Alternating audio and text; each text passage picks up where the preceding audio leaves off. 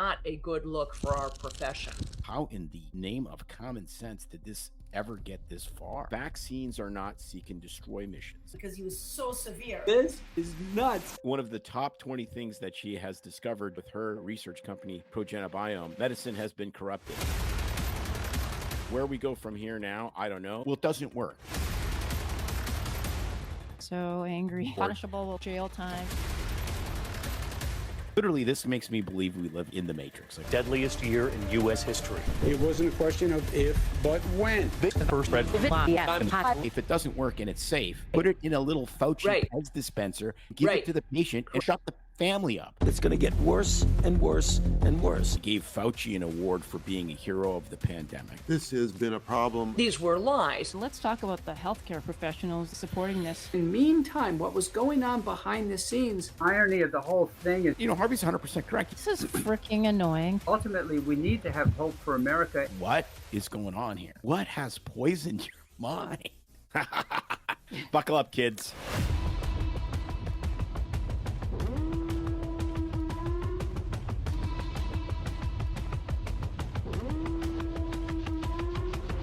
Welcome back to the show. Anyway, today's BS for MD episode is our guest episode, and we have someone who's truly revolutionizing the way we think about health, supplements, and personalized medicine, which I find fascinating.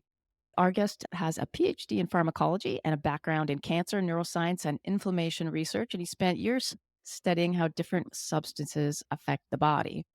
And about 7 years ago, he discovered his true passion, genetics and personalized medicine, which is something that's dear to my heart. And I've been studying myself lately with some of my own struggles. And our guest, Dr. Tyler Panzner, is on a mission to help people optimize their health based on their unique genetic makeup. Doesn't that make sense? Does to me. From supplements to diet and lifestyle, his work is all about tailoring health strategies to what your cells actually need, rather than one size fits all, throw vitamins at it approach. So we're thrilled to have you, Dr. Tyler Panzner, with us today to break down the future of personalized medicine, the myths about supplements, and understanding how your own genetic makeup can help you unlock your full potential and avoid some problems. So here we are. welcome to Thank the you show. so much for having me on. Super excited to dig in and hopefully show you guys listening a fresh new perspective to look at health. I like to say I really help people have a new understanding of how to interact with their outside world, whether it's food, supplements, lifestyle habits, as I'm sure we'll dig into down some rabbit holes, these general recommendations, right? Running these studies to say, oh, this supplement can help that group of people with one issue, one condition, or one ailment. How is that supporting you molecularly? And is that a molecular step or a molecular mechanism that you need to have supported? So super excited to dig in. Excellent. Yeah, I am too, because people will be like, how am I even going to know that? So tell us a little bit about our guest, about your background, how you got into personalized medicine, what you studied, and how you Yeah, got to where you are. absolutely. So I've always loved biology. I wanted to be the crocodile hunter. Steve Irwin was my idol. I was messed up for a while after he passed. Rest in peace. So initially I wanted to be a herpetologist. So basically a veterinarian specializing in reptiles. I really love I'll call it the more macrobiology, right? On the organism level. Had lizards growing up, always animals, bugs, all those things. And it was 11th grade biology. We started learning about more on the cellular level. And I was just fascinated. Inside of each one of our cells, there's like a mini city. When you see all the organelles, you see how there's all this stuff being trafficked around. It just really blew my mind that how does each individual cell know to communicate with trillions of other cells to keep us even just alive and breathing, right? Forget about when we get sick, right? But just in general, how they can all communicate. So I did my undergrad at University of South Florida in Tampa for cellular and molecular biology. I didn't want to be an MD. Ironically enough, I didn't want to be working with people directly, even though I work with people now, except it's on my own terms, right? I didn't want to have to deal with people yelling at me to get their medication or yell at me that I'm doing my job wrong. And I see you smirking there. I'm sure you guys got a lot of that. And I was looking into pharmacy. I always loved supplements. I was making my own pre-workout powders. I've been a weightlifter my whole life. So selling my own pre-workout powders on the side in college and stuff, and just really loving how I could change how I feel within a couple of minutes based on what I put in my body. If I want to be more peppy, take some L-tyrosine, building block for catecholamines. If I want to calm down, take something that boosts the GABA system to inhibit some of that brain firing. Just really fascinated me. And I was looking into doing pharmacy. Again, I didn't want people to yell at me to get their drug and medications, right? Working at CVS didn't sound too exhilarating to me. I was at office hours for one of my professors, and I remember we were talking about molecular structures, and he drew the caffeine molecule on the board. And I was like, wait a second, look down at my coffee cup. It's not magic why the caffeine wakes me up. No, there's a molecule that binds a receptor, which blocks the tired signals. So that's what really got me interested in the real pharmacology of things. I got recommended to look into pharmacology. I was like, wait, this is exactly how my brain works. I didn't really know what pharmacology was. Looked into the more research side of things. I've always been a really creative, critical thinker. Ended up doing a Ph.D. right out of undergrad in molecular and cellular pharmacology at Stony Brook University, Long Island, New York. I did a lot of neuro research, so depression, anxiety, neurodegeneration. Ended up doing my thesis work on breast cancer metastasis. And it was about probably around 7-8 years ago. I had my 23andMe data. I'm like, you know what? I'm going to take another look at that and see if I could try to figure out some of my issues. I had a lot of brain fog, headaches, anxiety, sleep issues, and found out about my COMT gene. I know we talked about that right before we hopped on. Happy to dive more into that. Realized I have a double mutation there. Perfectly explains how I am. I'm very go-go. I'm very type A. I know what I want. I'll go after and get it, but I'm also really prone to being overwhelmed. I break down adrenaline 4 times slower through that gene. So it explained a lot. And a big aha moment for me was figuring out that utilizes S-adenosyl methionine, SAM-E, to function. It utilizes magnesium to function. I tried those 2 nutrients and they changed my life overnight. Way better than these random supplements based on a calming supplement. Cool, but how is it calming us down? So realized that was my big pivot into personalized medicine. After I graduated, I worked at a oncology company doing next generation sequencing data analysis. Around then, I started working with people one-on-one. Was there for around 1.5 years. Long story short, I got laid off on my 30th birthday, ironically enough. But that was the push that I needed to really go all in on my one-on-one work. So it's been around 2 years since I've been doing this full time, worked with over 700 people, and really just working with one person at a time in front of me and just piecing it together. And yeah, it's been life-changing, and I'm just realizing how little there is supplement education, supplement pharmacology. I see so many naturopaths, functional medicine practitioners, DOs, MDs. They're messing people up because they're looking at supplements at a very surface level. They mean right. Everyone wants to help, but you don't know what you don't know. And supplements can be very confusing because one person could calm down from a supplement. Another person could be off the deep end anxious from that same nutrient. Yeah, I this brings to mind some of my friends when we go to rock concerts and how my buddy loves Sour D, the sativa strain. And it's like this guy turns into this, he's just calm, gregarious. Normally he's this introverted, moody guy. Man, that stuff makes me want to jump off a bridge. I get so anxious. It's absolutely horrific. Like I'm like, why would anyone do this for recreation? This is the worst thing in the world. Give me a glass of wine. Yet other people are like, now I feel normal. I need this to feel normal. And then you think, okay, if it works in the pharmacy or the drug world or the cannabis world, obviously it works in everything, like all the way down to food. Absolutely. And it's, to me, pharmacology, it's not just supplements or medications, right? Pharmacology is the study of how things influence cellular behavior. I'm not a nutritionist by training. I would never claim to be. I've been big into fitness my whole life. I know what a healthy diet is, but even these foods, we could jump into that as well. A drug by definition is anything that alters human physiology. And certain foods can be very excitatory. I'm a highly sensitive person, so I notice these things, and people I work with, they get rid of garlic or broccoli and they sleep better. They get less headaches. Their tinnitus goes away. And it sounds crazy on paper, and I'm not saying getting rid of broccoli is the magic bullet for everyone's tinnitus, right? It does depend on the person. Which flavor of insert your health ailment are you, right? Like, we know that serotonin can play a role in depression. So can vitamin D, so can histamine, so can all these things. You need to figure out which flavor you are and be treated appropriately, because the shooting in the dark leaves so many people not only not feeling better, but actually feeling worse. Yeah, we've listened to a couple of shows that you've been on before, and then I dovetail this with some of the stuff that Brigham Bueller's doing with his business and so forth. And this, I don't think this is hyperbolic at all. This is going to absolutely 100% revolutionize medicine, because we're going to get more and more data and better genetic testing.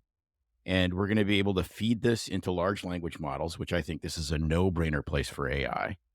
And then, so you're going to be able to swab your cheek or give a blood sample or whatever it may be, send it in, and in a week or two, have an entire panel of, you should avoid these foods, you should be eating more of this, these are the supplements you should take, this is what you should avoid, and these are the drugs you should absolutely never take. And it's you're going to cut guys like me and May out of the practicing medicine, which honestly is fine with me, because if it's better, safer, and more effective and significantly less expensive, that's what we should be doing. And I think we are right on the cusp of this literally exploding. And really yeah, it already is. And I hand make my reports because there's a lot of great genetic companies out there. But here's the thing. The biggest missing piece is the lack of pharmacology knowledge. I've seen all the big reports from all the big companies, all the big coaches and all these things. And I'll give you an example I like to give. You've heard of the curcumin supplement before? Have you guys heard of the curcumin supplement before? Yeah.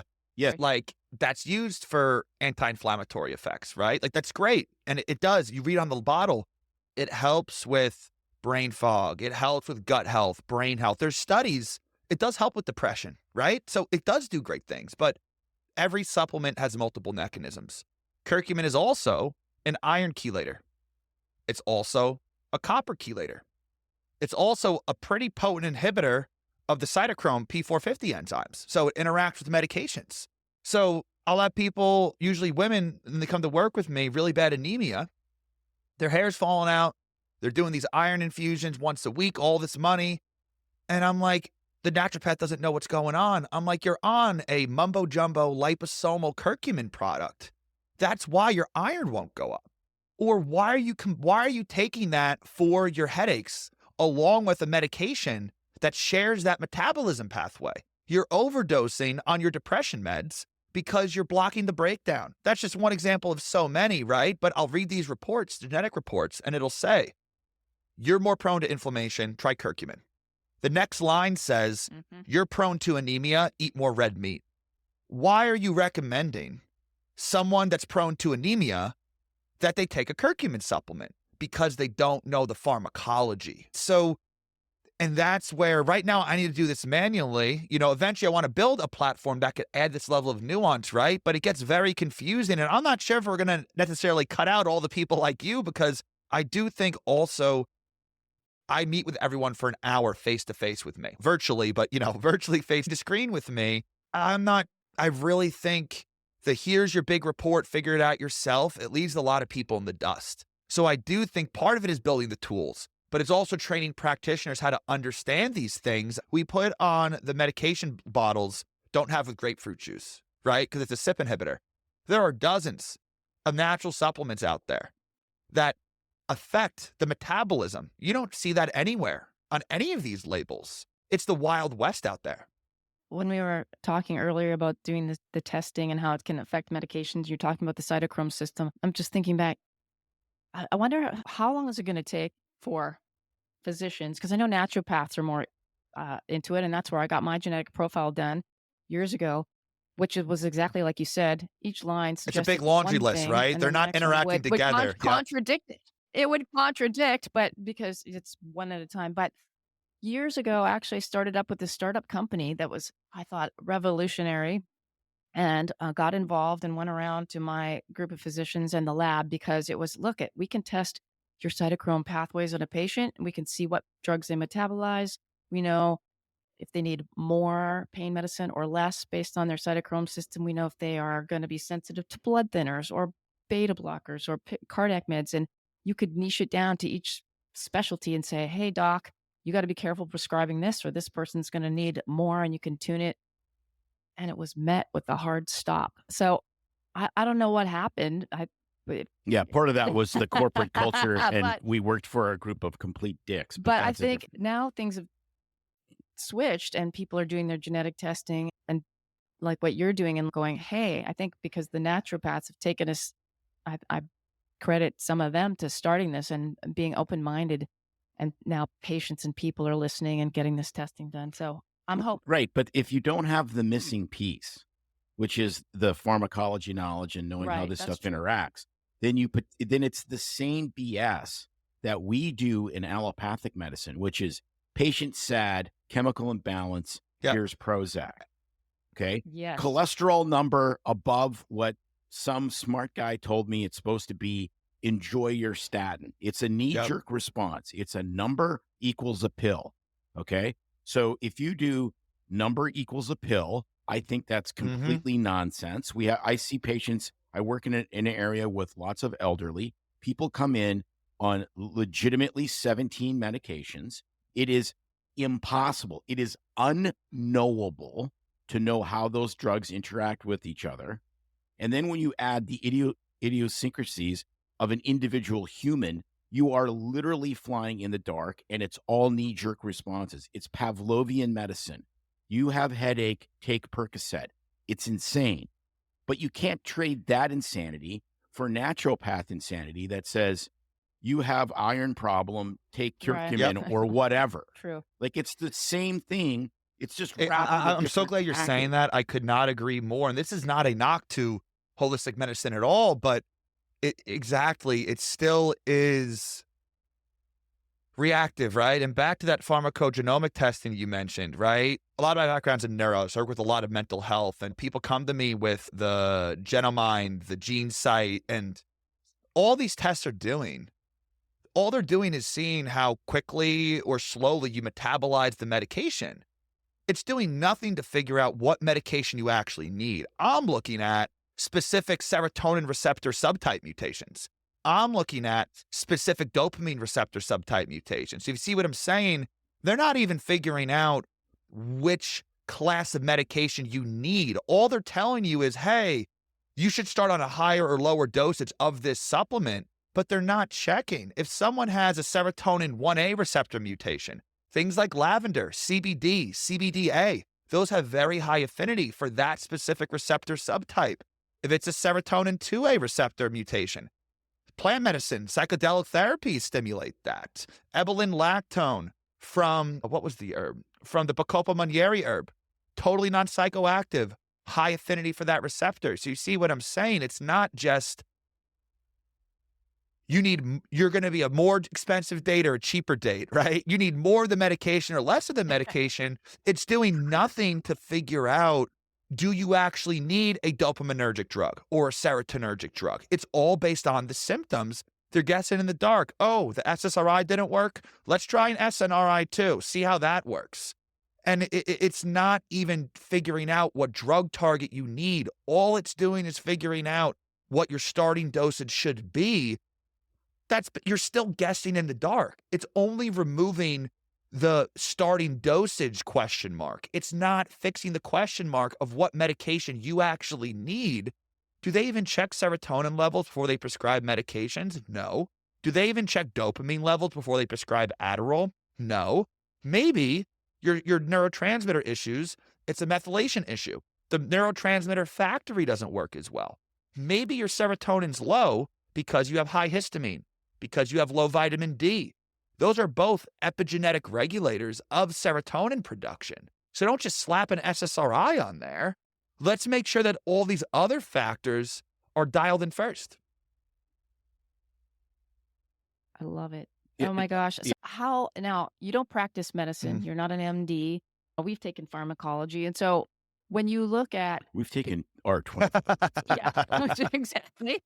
I love pharmacology by the but just from our little snippet that we took. So when you're looking at, I can hardly wait to dive into the genetic testing and pathways specifically, but when you look at someone's profile then and with all the details, how comfortable are you to make recommendations to someone and their practitioner to say, no, they can't have that SSRI. Look at this other class of medicine along with all this Yeah, I always encourage when I'm working with people on medications, mood medications, you're absolutely right. I'm not a medical doctor. I'll never claim to be. I'll never claim to be a full replacement for that. And I do try to encourage to have a collaborative effort. Oftentimes I'll have follow-ups when the prescribing physician's on the call too. So it's 3 of us there, right? We're talking about that.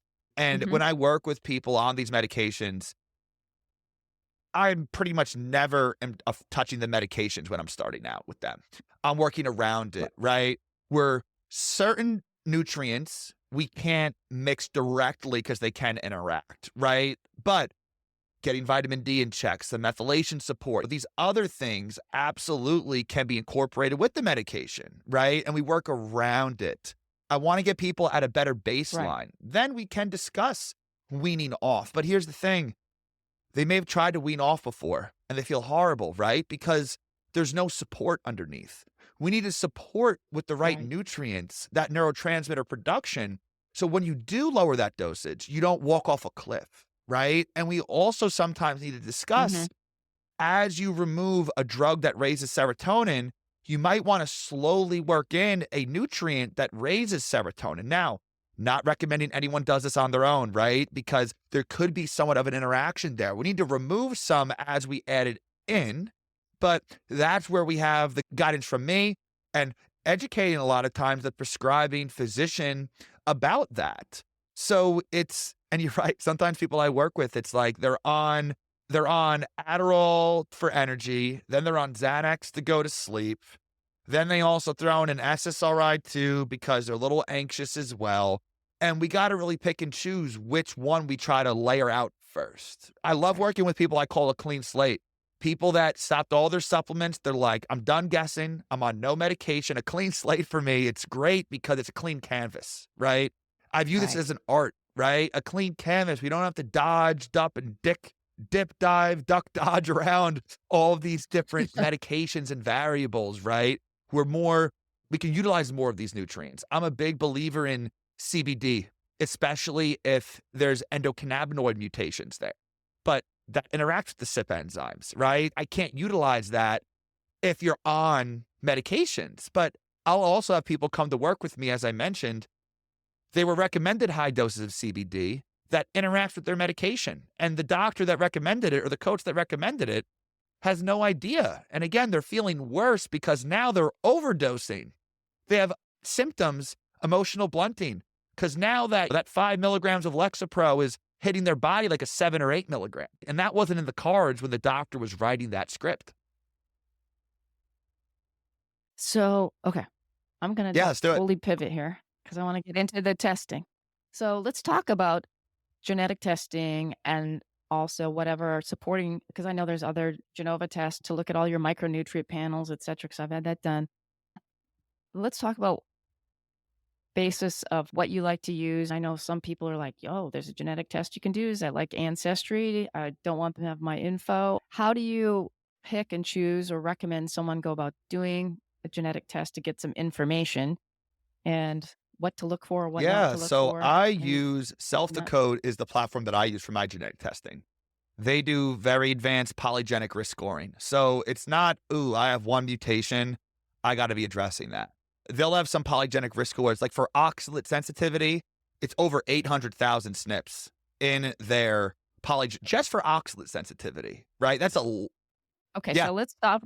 Let's stop and say, so first off, when someone does the genetic testing, usually it's a mouth swab, right, that they send in.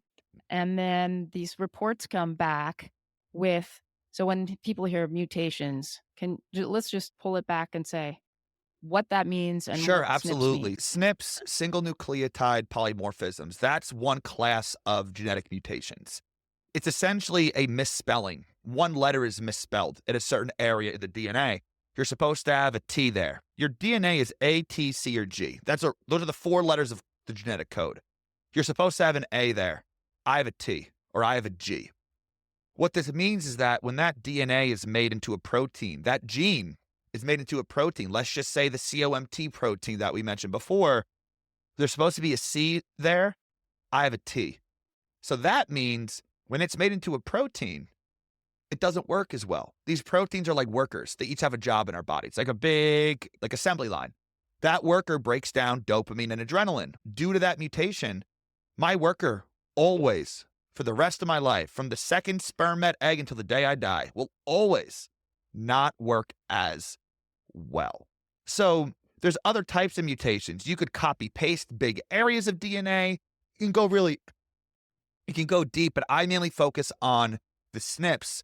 But it's not always just one SNP means something very majorly. The self-decodes polygenic risk orient is very advanced, but again, that pharmacology aspect, right? So I have that. I have some of my own in-house tools that I utilize, and I'm hand making these. I know it's not scalable yet, right? But I'm really focused on doing what works the best.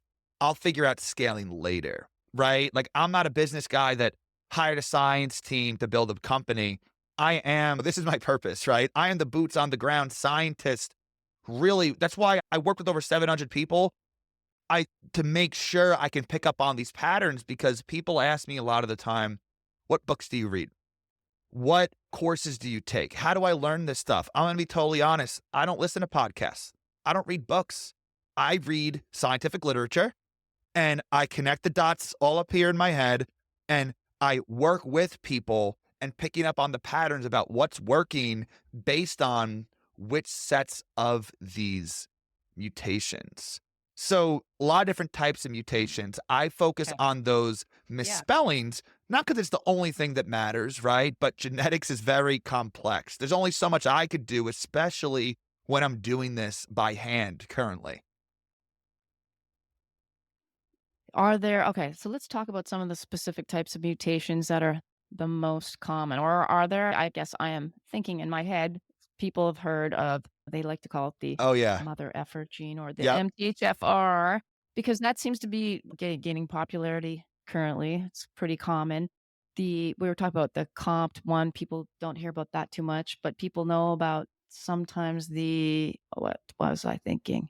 Maybe the histamine pathways. But so what are the more common things that you see? Or are there any?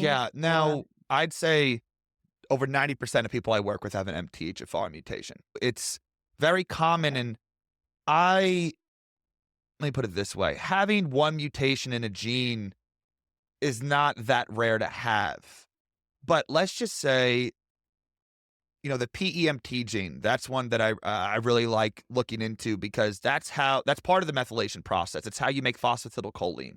That's how you detoxify. Liver, kidney, gallbladder health, also linked to cell membrane health, Alzheimer's disease. Now, I'll give you an example. I had a client last week. She came, I have a double PEMT mutation. Oh my God, it's so horrible. I'll never detox. Okay, so they checked one area on that gene, one loci, one mutation. She had 2 of them, one from mom, one from dad. I check 14 mutations in that gene. So she thought she was ruined for the rest of her life because she had 2 mutations there. I usually see 3 to 5 mutations in that gene, but you can have up to 14.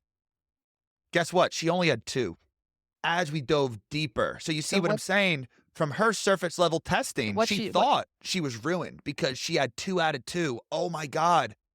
It's actually, we don't even need to support that gene right now. You only have 2. I'm usually see 3 to 5. I had another client last week that had 12 in that gene. And I was like, oh my God, phosphatidylcholine is going to change your life. Because you see how, depending how deep you're looking, right? Just because you only have 2 doesn't necessarily mean it's the end of the world. You need to look deeper because how do we know what to prioritize? If you don't know what you're looking at, everything looks scary. You can't support everything. You will only be able to support so many genes. You can only take so many supplements. So how do we know what the top priority is? That's another really big missing piece with this type of testing. You need to be looking deeper into that. Most of my clients are like, is everyone else this messed up? Is this normal?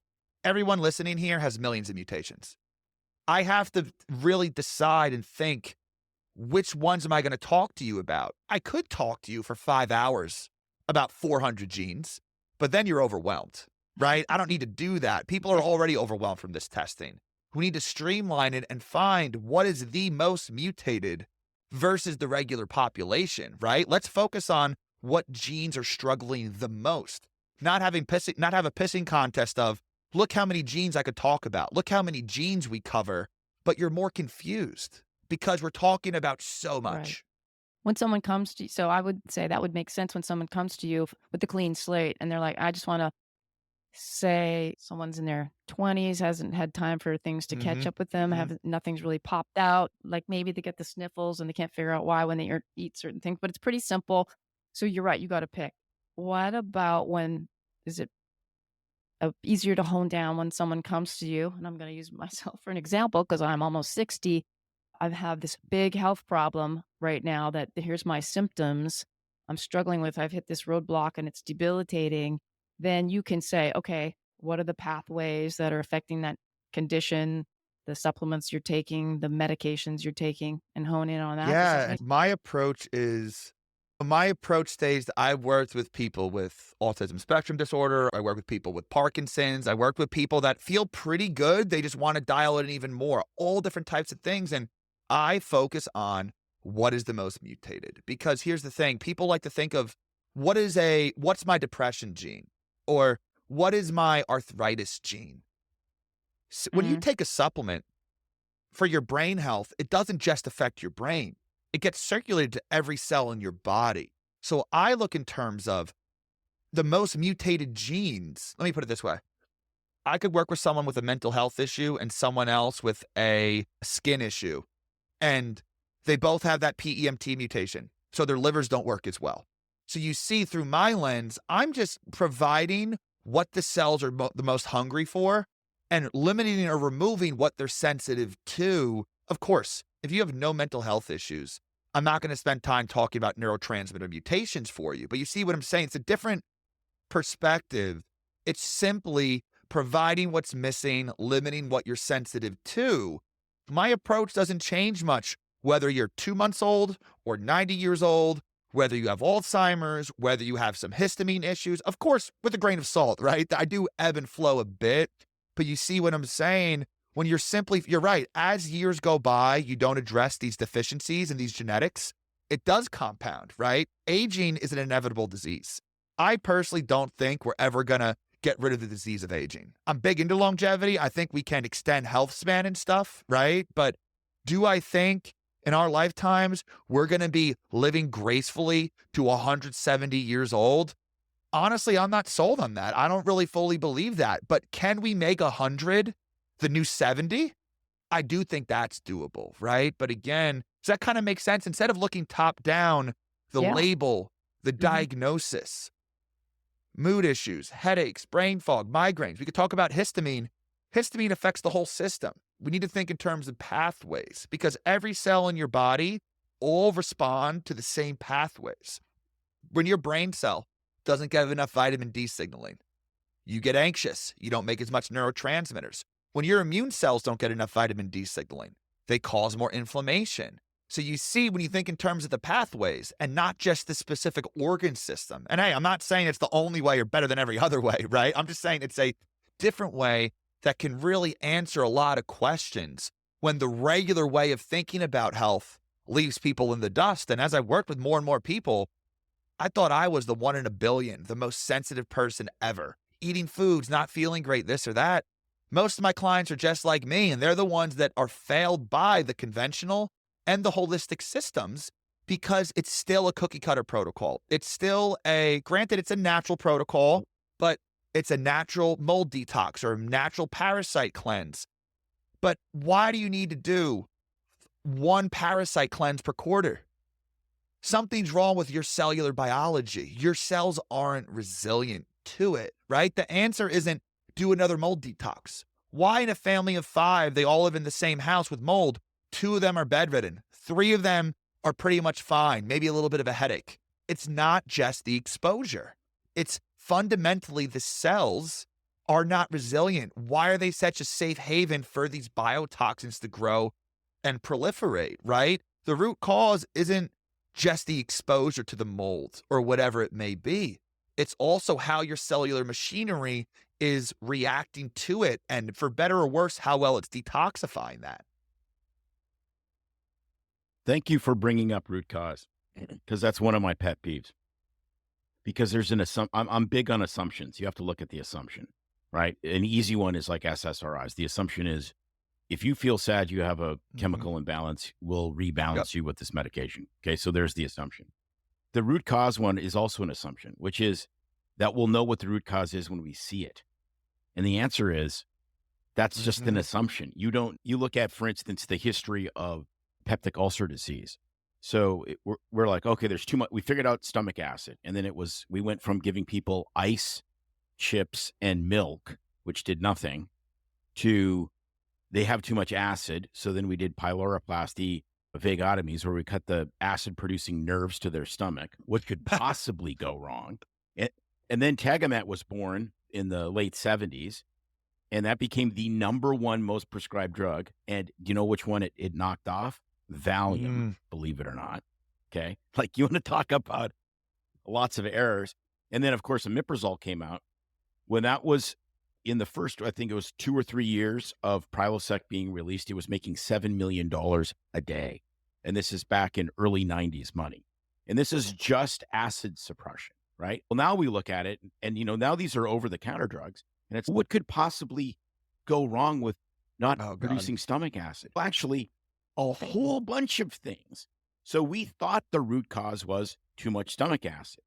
And then we figured out that in duodenal ulcers, it's actually a microbiology problem. You have an overgrowth of H. pylori. And so then it's an infectious disease. But is it some other metabolic problem? And again, going back to which flavor are you, right? And like the heartburn thing too. I'm sure you guys are on this wave too. A lot of the times it's too little stomach acid. So it's too little stomach acid, so that food is fermenting. It's producing ammonia gas, which is pushing the food up through. So you're blocking even more of that acid production, making things worse, right? Can someone have histamine issues and have excess stomach acid? Yes, they can all be true. So it's not saying that there's zero use case for it ever. I think a lot of these pharmaceuticals have a time and listen, I left conventional medicine, but I'm not outright against all of it. A lot of these medications do have a time and place. Even these SSRIs, they were made for short-term usage. Horrible, tragic death in the family. You're really not stable. You got to go on that for a few months, then be guided how to wean off of it properly. But now people are on it for decades. So I'm not outright against it always, but just the overusage and not caring about what unique flavor you are. We need that stomach acid. Yeah, no, that's exactly it. I call it tribes versus tools. And so what ends up happening is, especially with COVID, so we've had a lot of people get pissed off at allopathic medicine. And I've been pissed off at allopathic medicine for almost my entire career. It took me about 5 years to figure out that most of what we do is complete BS. At least in chronic care. In chronic, hey, QK, you're in a car accident. Do not call me. I'm not the doctor for that. We do need that for those crisis scenarios when people are on the brink of death. That's where we need conventional medicine. But if you want to get healthy, stay healthy, not the place to go. Yeah. No, exactly. But what happens is people leave the tribe, right? So they leave the allopathic medicine tribe. I'm never going to a hospital again. Okay, that's a bad decision. Because they may actually save your life, right? And then they jump into but this is natural, so it's by definition. I hate that argument. Well, actually, death is natural. That's arsenic is natural thing in the world, and I really and digoxin. It just gets really crazy town. It's like waking up one day and going, I was raised Catholic, there's a bunch of issues with abuse in the church. I'm going to leave the Catholic Church and I'm going to go to David Koresh's church in Waco, Texas. And it's like you leave one problem for a crazy problem. And so there's this tribal stuff that makes me nuts. Whereas it's tools. Allopathic medicine is a certain set of tools that needs to be used for a certain job. Your genetic testing is a tool that needs to be used for a certain job. Short-term SSRI or psychotherapy is a tool. It's not a tool to be used when your cat dies necessarily. It's a tool to be used when your spouse dies.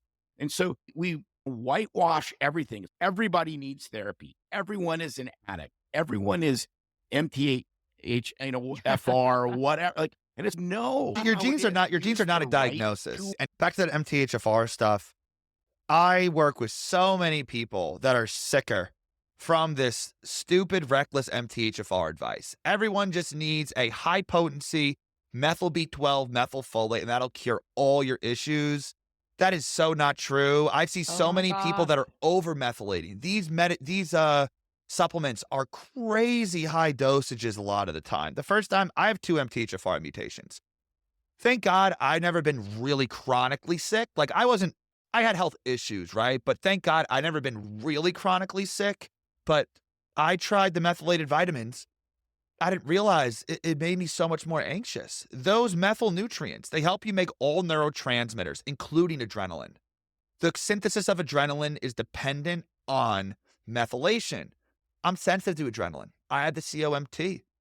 So I work with so many people. They're over-methylating. They're anxious. They have ruminating thoughts. They can't sleep. They have heart palpitations. It's because you're taking 80,000% of your daily B12 dose. And guess what? All of it is methylated. Why do you need all that long-term? Deplin, it's a prescription, 15 milligrams of methylfolate. Why would anyone need that long-term? That is crazy. I've had people come to me taking that medication. We lower the dosage of the methylfolate. We spread the love. We love just finding one thing, mega dose it, run it into the ground. It's ridiculous. And I got to jump in because you just said exactly what I went through. And honestly, so here I have I dug it out. I did this genetic testing in 2019 with my naturopath because I was having some issues. It's pretty basic. And I'm going through some stuff right now. The last 2 years, it's really crippled my health. And so I'm digging through this going, oh, MTHFR. I'm like positive, like double mutation on both. I need supplements. I start going down the research hole on Facebook forums and the gurus on these pages of Methyl Life, Seeking Health, Dr. Ben Lynch's protocol. And you're right. What did I do? You need methylated vitamins. I turned more psychotic than I already am. Exactly what you said. And so I'm like, well, this makes no sense. I don't methylate. How come I'm not getting better? And then super high doses, and I quit suddenly. And I'm like, okay, that made me psychotic. Well, so then you add the comp to that. Well, right. Exactly. And you can't break down. But to your point, there's so many people, and I listened to a bunch of Dr. Ben Lynch, who's the guru supposedly. I know he does put out great stuff. When he does, but it is super high freaking doses, and you talk to these people, and they're on like 30,000, 50,000 RDAs. And I'm like, how do you tolerate that? And so some of them say they need it to live, which they might. And other people like me, I'm like, half a tablet. Yeah, it depends on the genetics. It depends on your toxicity status. Yeah. And what heals you is rarely what keeps you healthy. And I'll share this. Last week, I've been taking, I think it's like 800 micrograms of methylfolate in the multi I've been taking. And I recently shifted last week to folinic acid methyl-free. I forgot to lower my methyl. I feel so much better. And that's me, right? I needed it during a period a little while ago. I forgot to lower the dosage. And I feel so much more calm now. I wasn't having panic attacks, but I was overthinking things, getting overwhelmed. I got a lot on my plate right now, what I'm trying to build, right? It's a lot to handle. But even me, I forgot to make that shift. So I'm on I take some phosphatidylcholine, which is a methyl donor, but I'm on no methylfolate or methyl B12. I feel so much, and I have 2 MTHFR mutations, because guess what? I don't have a high toxic load right now. I don't have any infection I'm fighting off. I don't need that extra support. when people do have a lot of stuff they're going through, they may need that, right? But the MTHFR stuff, it's people like Gary Brecker, right? They're just blasting everywhere. The number one thing you need is a methyl. I think that's a bunch of crap. I'm being totally honest. I think it's a bunch of crap, especially with the dosages we have now. dangerous. And they want to sell you the test to check 5 genes, to change your, they just shill the same methylated nutrient for everyone. Oh, you have it. You have, when the 90% of the people you work with have a mutation there, does that mean 90% of the people get that? Not necessarily. And then just as importantly, once they started out, is that what they need long-term, or do you need to adjust it? These are all the level of nuance that you can't just get through just a report you just flip through yourself.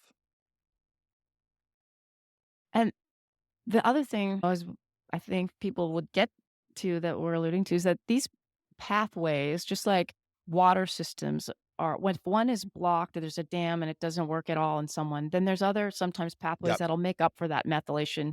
And so, yeah, you don't need to take all of that. And sometimes if you have a gazillion mutations and blockages, then yeah, you need to flood the system. But it's amazing how the body can compensate. And you're right, at certain times in your life, a crisis might come up and then you need more of something or less and to adjust. So it's never one size fits all. And even in one person, it's changing.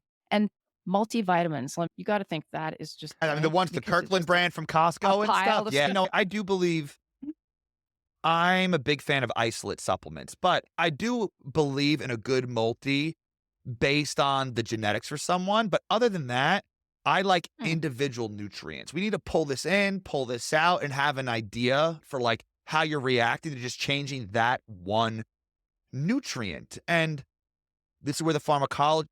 Yeah, go ahead.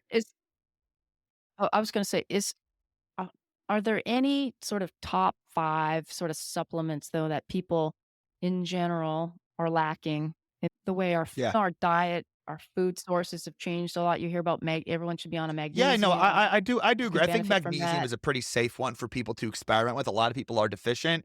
Vitamin D is a huge one as well. Now, I do think for a lot of people, I'd rather see them out in the, we evolved to be out in the sun a lot more. And it's more than just a vitamin D. It does more than just vitamin D. But the sad reality is too, a lot of times in the holistic space, people act as if everyone's going to become this wellness addict guru. You got to meet people with where they're at too, right? Not everyone's going to do all the holistic biohacks and stuff. Some people are still going to be sedentary. And guess what?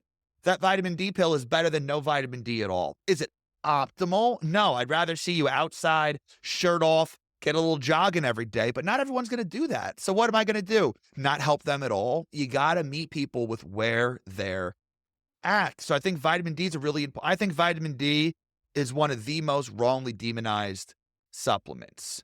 There are so many mutations. You guys know this on blood work. They check for that 25 hydroxy vitamin D, right? That's the form they check. That's not the form you supplement with. Everyone supplements with cholecalciferol. That needs to be hydroxylated into calcifediol, that 25D, right? Who does the hydroxylation? The CYP2R1 gene. When I see people with a lot of mutations on that gene, again, I usually see maybe 2 or 3 mutations on that gene. But if you have 4, 5, 6 mutations there, these are the people that have had low vitamin D. I'm one of them. Low vitamin D my whole life. The doctors put me on 10,000 IUs, barely went up.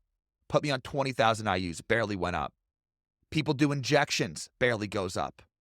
Everyone thinks it's an absorption issue. Oh no, you can't hydroxylate it. So what do? You give them a calcifediol supplement and it changes their life. Because the roadblock, whether it's through supplements, whether it's through sunlight, whether it's through food, everyone makes cholecalciferol and it has to be hydroxylated. But if that's a big roadblock, what else are you going to do? You need to skip the roadblock, right? And give them that pre-activated form. When I see people with a lot of mutations in that gene, that is one of the most profound molecules I've seen change people's lives. We know how important vitamin D is. But these doctors, I asked my doc, why is my levels not going up? Oh, I don't know, just take more.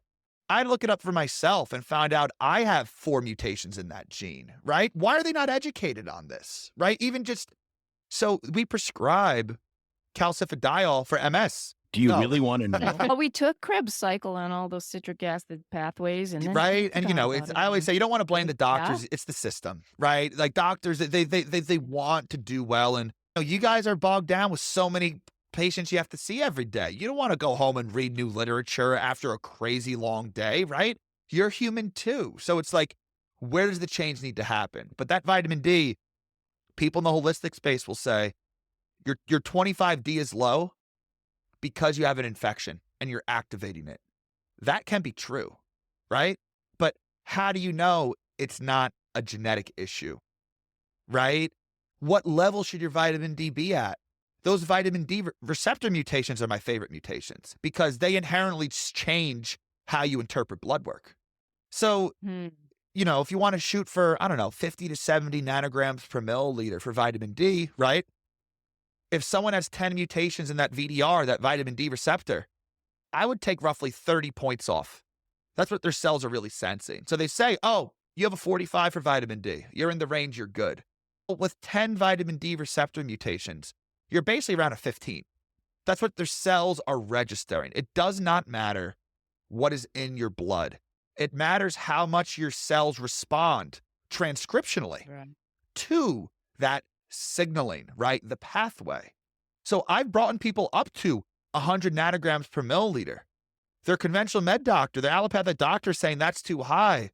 They're like, with all due respect, screw you. I feel the best I felt in my life because now that 100 is like me being at a 70. So you see what I'm saying? These receptor mutations, Right. It inherently changes how we read blood work. Yeah, but nothing blows my mind more than when somebody denies something they actually see. And we see this in allopathic medicine all the time. It's the most evangelical patient I ever had for a health change I had this one guy, great guy, just not feeling well, not performing up, did a bunch of blood work. I said, look, just eat meat. So carnivore worked perfect for him. And he's like stopping nurses in a grocery store. He's so excited because it worked perfect for him. I'm not the guy that says it necessarily is going to work perfect for everybody. I know that, but for him, it worked great. Right. But yet you go to another doctor and they're like, yeah, but you're going to die. And then, isn't everyone going to die? I feel really awesome. And my blood work is actually good. Yeah, but you're going to have a heart attack. Yep. It's based on what? Like, I worked with so many people that the LDL is eye. elevated and they have a perfectly clean calcium plaque score. And I'm like, okay, then great. Like it's, are you looking at the ApoBs? Are you looking at the lipoprotein A, right? It goes so much deeper than that. And yeah, there's a time and place for all these more extreme type diets, right? And it does work for some people, but it just drives me nuts. The shirtless carnivore guys in the grocery store screaming, don't eat lettuce, don't eat this, oxalates. If you're sensitive to oxalates genetically or microbiome wise, yeah, I've had people get rid of all oxalates, right? But it's not, I just hate the absolutism, right? All the people saying the tribalism and screaming, you're going to die or this or that unless you do it my way. It's a bunch of crap. I'm the guy to help guide you which stuff should you or shouldn't you be listening to about your health, right? It drives me. This is partially why I don't have a supplement company yet, because I'd also have to tell people who shouldn't take my product. So I'm going to tell half the people to not take my product. It makes no sense business-wise, right? But I couldn't in good conscience say everyone needs to take this. Again, if it's a magnesium, that's still that's a pretty safe one to experiment with. But certain types can stimulate certain people. So you do need to be mindful of what you're trying. What does it look like if you're taking too much? What does it look like if you're not responding well to it? People aren't educated about those things. That's what I educate my clients about. Hey, we're going to try this supplement. Very good to block this histamine gene for you. But it also can lower blood pressure. So if you feel lightheaded, if you feel dizzy, you may want to be, I make sure they know that. Versus I had a client the other week, they were on blood pressure meds. Their personal trainer put them on L-citrulline and fish oil for inflammation and exercise performance. Both of those lower blood pressure. Guess what? They almost passed out in the shower because they were combining it with a medication that lowers blood pressure. Personal trainer had no idea. These supplement interactions harm people. I see so much unnecessary suffering every single day. And I want to educate everybody, but I really think the biggest change will happen by educating practitioners. It's one of the things I want to develop this year is a certification program. Not so much for me to say, this is what you should be doing, because everyone practices differently, right? But I want to make a certification for the major no-nos, what you should not do, right? Let's just start there. Here are major interactions to be mindful of. Keep practicing how you want to practice. Just be aware of these major interactions that no one talks about. Start with that. I love it. Like, we'll call it the Panzner list, just like the beers list. Oh, the You know, beers that- list. No. Do you know what the beers list is? Okay, so the beers list, I think the National Health Service in England came up with it. And they just went through, it's actually a great idea. They said, if you're over 65, here's the drugs that shouldn't be prescribed, right? And there's stuff on there, sedating antihistamines, on and on, right? And largely it's the stuff that's going to have a bad vagal response and people are going to stand up, pass out, hit their head, et cetera, et cetera. And then I see patients, because I see everyone else's patients because I work in urgent care. And I'm like, if you went to 90% of doctors or more, I'm sure if you said, do you know what the beers list is? They would think it's about IPAs. Because you see these patients and they're 89 years old and they're on multiple beers list medications. And you're just like, okay, why is somebody on oxycodone, Xanax, and could you explain? So I guess what is it about someone aging that makes them at higher risk for those things, right? So you're talking more about things that slow down the body? Yeah. Okay. So for instance, you get older, everything kind of starts to ossify to a certain degree, right? So you're not going to be able to, when you go from sitting to standing, you have to spike your blood pressure a little bit to maintain. The heart has to work a little harder. So your You're heart saying. rate has to go up. Gotcha. And so if you don't have the vagal mechanisms to adjust your heart rate quickly, then you're going to pass out. And so there's tons of drugs that are going to affect it. They're vasodilators so that you have to have even more cardiac output to overcome changes. Some of them are actual anticholinergic drugs, so it doesn't work. Your nervous system doesn't work the same. Sedating medication. Actual central nervous system sedation medication, like on and on. And this was this list to advise practitioners, like, hey, maybe you should think. It doesn't say don't ever do this. It says very carefully before you be mindful of these medications. And I sat on tons of committees. I did lots of leadership stuff, and pharmacy and therapeutics was always my favorite because we would have to approve new drugs for our insurance formulary. And most of them were just complete garbage. They were super expensive and did nothing. Or they're for some super esoteric indication, some really rare disease or whatever. And so then we would talk about big stuff like the beers list. And I'm like, well, we should be having like airplanes towing the beers list criteria because patients need to know about this too. The patient and the patient's advocate should be going and going, hey, is it really good for us to be on this combination of medications? And it's not. You see these people that are in their 80s and it's like, why are you taking this? Because my doctor told me to. Yeah. And I'm like, that's not a good enough answer. You're 99 years old and you're on a statin. What are you trying to prevent? Yep. Well, then it's also too, you'll see that there's basically no plaques built up either. Oh, you want to be that preventative when there's things like these systemic enzymes, nattokinase, lumbrokinase, these things that have been shown to help break down existing plaques or help prevent the formation there as well, right? Like even in my brain, it's funny. I was just at a Brian Johnson's Don't Die Like Longevity Summit and like talking to people, I realized like my brain just always looks towards the risks. People are like, oh, any supplement that you could think of, there are these potential risks. And my brain, there's enough people out there just saying, this helps with this helps with that, right? There's an overabundance of information out there. And that's why people are so overwhelmed and confused. And people are sick of the allopathic stuff, right? So they're going to try and explore on their own, but they end up messing themselves up more. Oh, you're combining a supplement that raises adrenaline with a supplement that blocks adrenaline breakdown. You're going to have heart palpitations. You're going to be freaking out. Well, then you're going to, like even stuff as simple as histamine. I think histamine is a very overlooked factor in people's health. And I've had people eating high histamine foods for dinner, whether it's, tomatoes. Like I've had people get off of their sleeping meds by stop eating tomatoes for dinner because tomatoes are high in histamine. They're high in glutamate. I get brain fog, headache, or I'll feel noticeably more anxious or not sleep if I have a lot of tomatoes, if I have tomato sauce. And I'm not saying tomatoes are the cause of everything. Again, it depends on the person, but I tell people these things. You're sensitive to sulfur. Get rid of all the garlic and onions. You have people, they're taking garlic pills for blood pressure, right? Straight up Allison, high sulfur, 3 times a day. They're also eating all the cruciferous vegetables for detox because it's high in sulfur. They're having all this garlic, onion, straight up garlic pills, all these things. They have brain fog, migraines, anxiety. It's from all the excess sulfur. So people will be like, you're kidding me, right? I got to stop having garlic and onions. I'm like, try it out. 2 days later, they're like, oh my God, I am so much more calm. I could think clearer. My tinnitus went away. Tinnitus is linked to excess histamine. Sulfur makes your cells release histamine. Sulfites do if there's too much.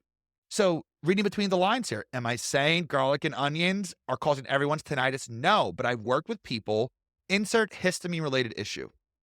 Anxiety, brain fog, headaches, chronic pain. A lot of supplements that lower histamine signaling help with chronic pain.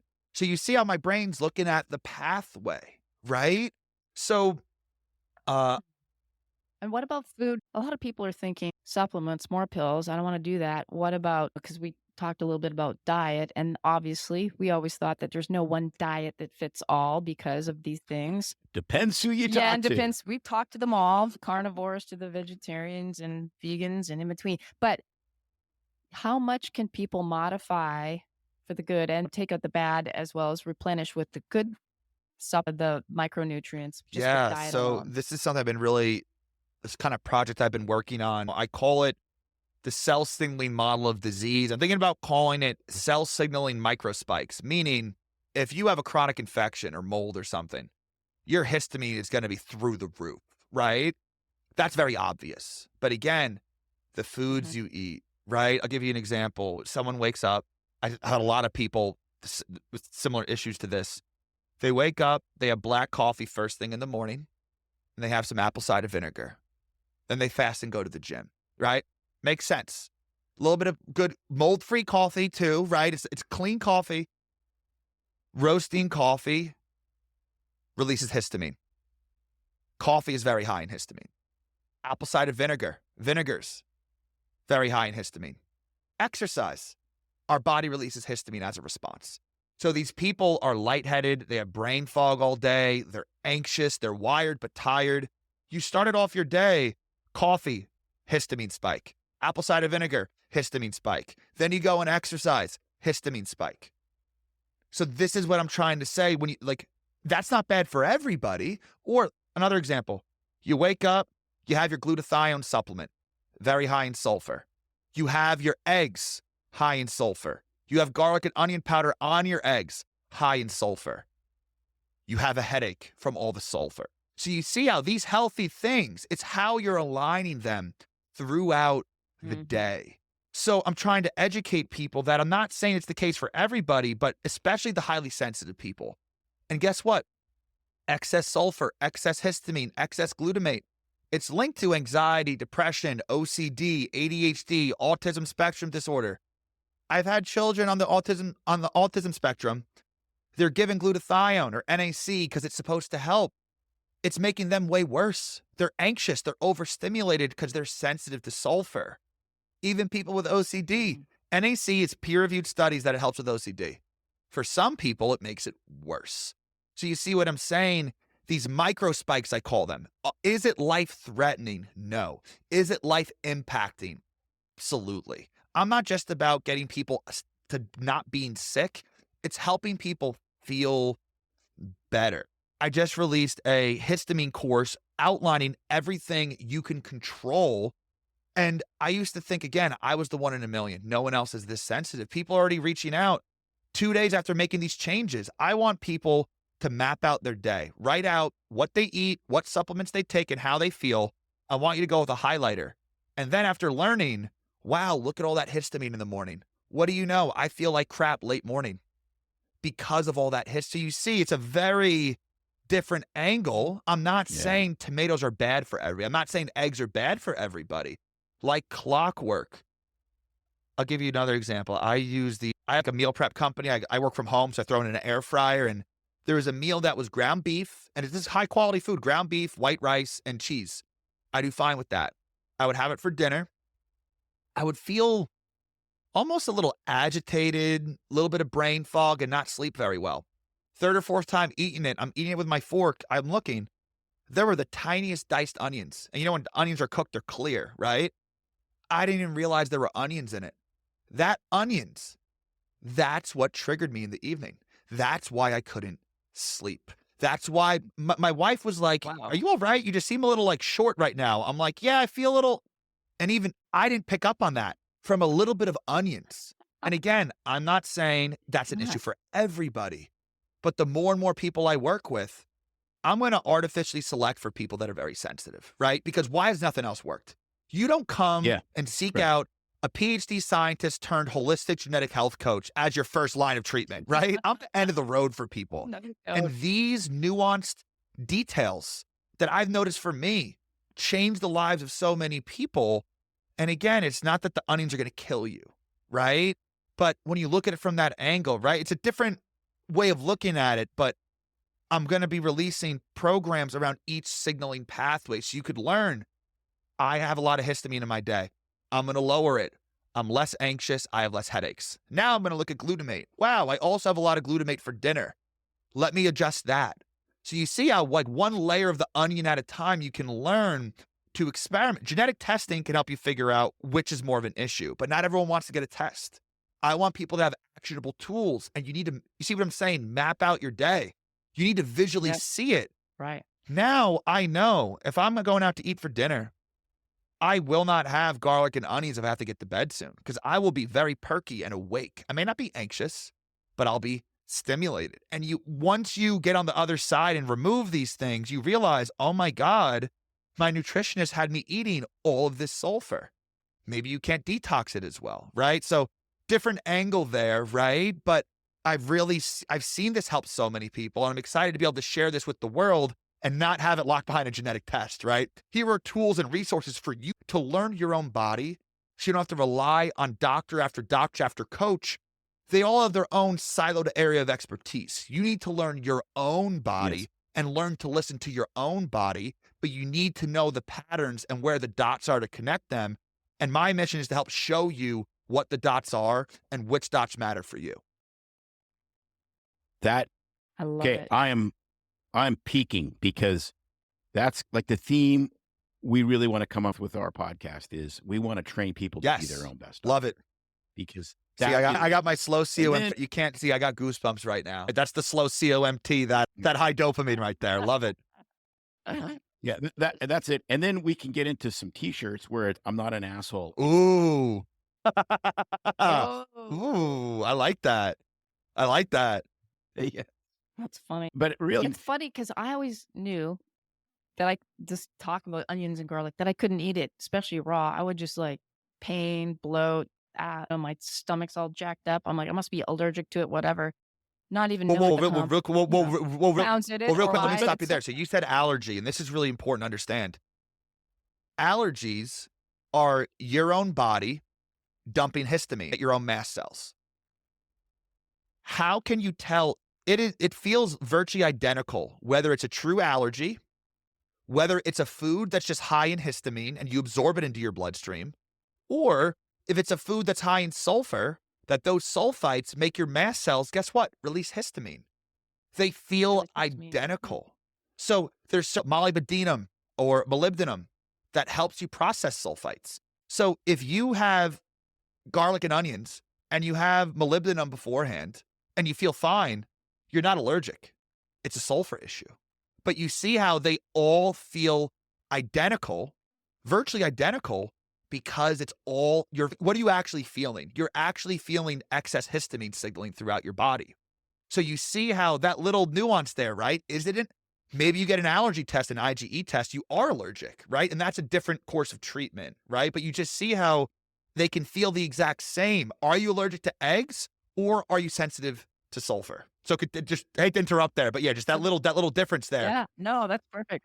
But it's And I'm interesting. thinking about the gluten thing. That's another whole other trail we Yeah, Oh, didn't yeah. go boy, down. that's another bunny About trail. people think they're gluten intolerant. Is it the Yeah. glyphosate that's on And yeah, it? that's Is the it thing too. gluten? Genetically Is it speaking, some people really are very sensitive to gluten, right? I'm very sensitive. I am sensitive to gliadin. I get neuroinflammation. I never got gut issues ever. All I got was brain fog, lethargy, little bits of headaches. That's how it affects me. And guess what? When I take a gluten digestive enzyme, I feel totally fine. So for me, it's not the glyphosate. We're all sensitive to glyphosate, right? But some people, it can be more glyphosate. Some people, it can be more gluten. So again, it just depends on which flavor are you, right? Right. But it's interesting because you talk about the silos, and we have a friend who is a great microbiome researcher, right? And that's her whole world. Yep. And it should be, because that's her specialty. And it's like, okay, kimchi is good for you. Sauerkraut is good for you. It's going to help your microbiome. Kombucha is good Right. for you. But if you're sensitive to Histamine. sulfur, Histamine. Yeah. Yep. and histamine, and you're sucking back a ton of vinegar, then you're like, your microbiome may be Exactly. getting worse, What is the net potentially, and effect everything's here? gonna be getting worse. What is the net effect? And Right. you need to know all the contributors helping you or potentially hurting you to make that decision. And I realized I was doing a tiny bit of apple cider vinegar each morning. I'm a big guy. I would have a big smoothie in the morning before the gym, and I would have a very small amount of apple cider vinegar. And guess what? I would have brain fog at the gym. I didn't know why.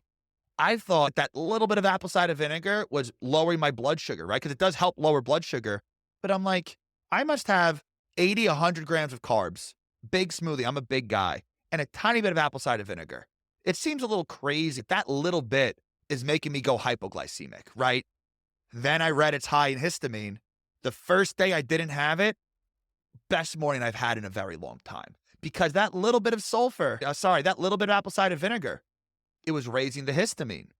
Apple cider vinegar also blocks the MAO gene, so it can also raise adrenaline. It stimulates. I've also had people sleep way better, get off of their medications by not having apple cider vinegar with dinner, because you're exciting your brain from the histamine and you're exciting your brain from blocking the breakdown of your neurotransmitters. And again, not that it's bad for everybody, but you hit the nail on the head. We need to know these other aspects.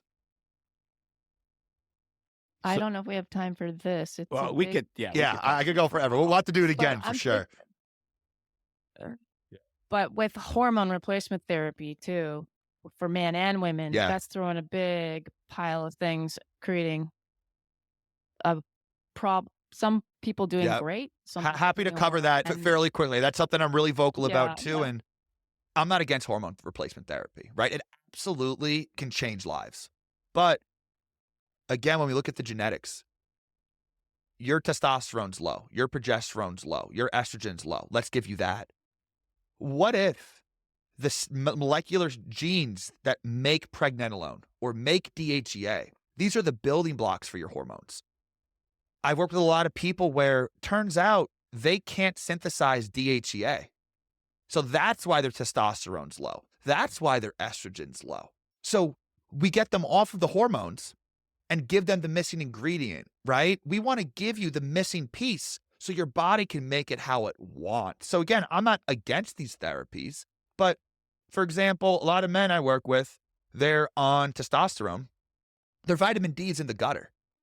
Low vitamin D is linked to lower testosterone. Now, that doesn't mean the more vitamin D you take, the higher it goes always and forever, right? But why are you doing hormone replacement therapy? Or why are you doing all these peptides? Or why are you doing all these level 5 modalities when your vitamin D is messed up? When your homocysteine's out of 13, why are you jumping for these things? So again, some people, if the actual molecular step that synthesizes testosterone, if that literal step is mutated, heavily mutated, for you, testosterone replacement is perfect for you because you actually have a harder time synthesizing testosterone. But if you have a harder time synthesizing DHEA, we should give you DHEA, not the testosterone. We should also make sure the boron is there. We should make sure that all these other foundational things are there. So again, I'm not against it. I just think it overly utilized as a level 1. Let's just throw it in. How's the sleep? How's the stress, right? These are things we should be looking at as well. Some people I work with, they want to stay on their hormone replacement and go for it. Again, I'm not a medical doctor. They're recommendations. They're not prescriptions. But for a lot of people, you don't need to be going to get those injections done because you're missing the ingredient for testosterone. You don't have a harder time making testosterone itself. No, Fascinating. this is great. To wrap this up, what is one or two examples of, like, I don't want to use necessarily the word miracle, but like just profound changes that people have had by either adding or subtracting? Yeah. You've read. Again, I think I mentioned that calcifidiol supplement is really important. I'll put there's a brand that I use. We can put in the show notes if people want to experiment with that there. And mutation or not, you could see how you feel on it. But that, when it's a linear pathway, there's no other way except through that gene, right? And you can't turn A into B. You give B. That could be very profound. So that specialized form of vitamin D has been a really big one. The phosphatidylcholine for the PEMT that I mentioned can also be a really big one. And also lithium orotate is it's actually my favorite supplement. Completely changed my life. That actually speeds up COMT and MAO. So it's the only nutrient I've come across that literally helps you break down adrenaline faster. So, hey, that's a pretty... It's interesting. I took it and it didn't really, I don't know that Yeah, it what did dose did you anything. do? Because Gotcha. Yeah, I recommend people start. They have up to 20 milligram pills. I always recommend start at 1. Start at the lowest dose, experiment, see how you feel.